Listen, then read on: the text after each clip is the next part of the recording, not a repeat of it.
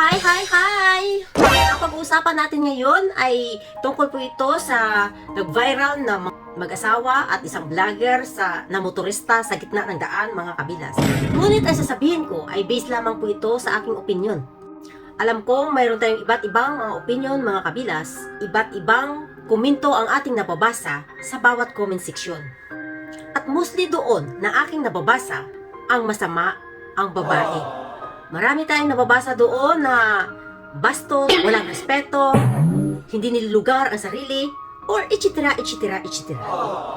Nandun na lahat tayo, mga kabilas. Ang lahat ng mga sinabi at komento nyo ay nasa tama po kayo. Ngunit, lagi po natin isipin at alalahanin na lahat ng pangyayari ay may dahilan at may rason ito. Ang gusto ko lamang sabihin nyo, mga kabilas, na kung walang pangangalabit na nangyari, walang pananakit ang babae.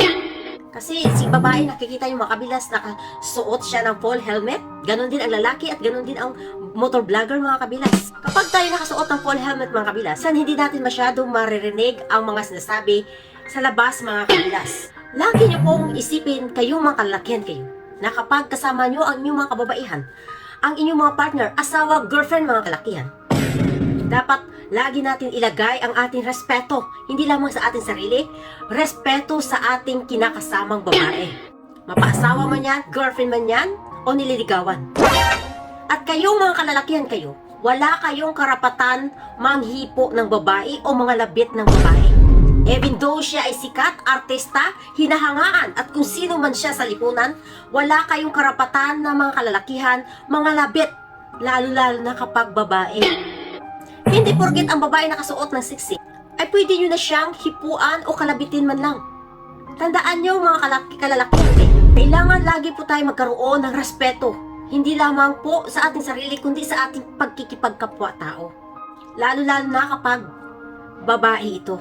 Katulad na lamang ni ate, hindi po natin siya maaring husgahan kung bakit nangyari sa kanya yun. Dahil unang-una, hindi natin alam kung anong expectation niya. Malay ba natin kung ang expect niya nang hingi ng number ang kanyang asawa sa motor vlogger na babae na kanyang nakikita na hinipo ng kanyang asawa? Kaya gano'n na lang ang kanyang galit. Nakita niyo, mga kabilas, sinarap niya rin ang motor vlogger at sinabihan niyang malandi ka. Dahil malamang hindi niya naintindihan kung anong hinihingi ng kanyang asawa. At malay din natin, kung itong asawa niya ay hindi rin niya naintindihan kung anong sticker.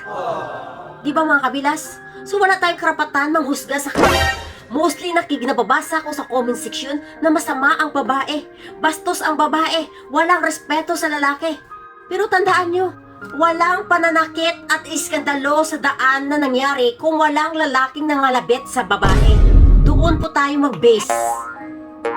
Mga kabilas, lahat ng pangyayari na yun sa daan, yun, hindi nangyayari yun kung walang nang unang nangalabit sa ibang babae. Dahil ikaw, kasama mo na iyong asawa o either partner, girlfriend man dyan, mga kabilas, hindi mo dapat kailangan ipakita sa kanya na nakikipagsimpatya ka pa sa ibang kababaihan sa iyong paligid o sa iyong harapan. Dahil mostly kami mga babae, sensitive po kami. Sana po maintindihan nyo, kayong mga kalalakihan, na dapat lamang magkaroon kayo ng respeto sa mga kababaihan.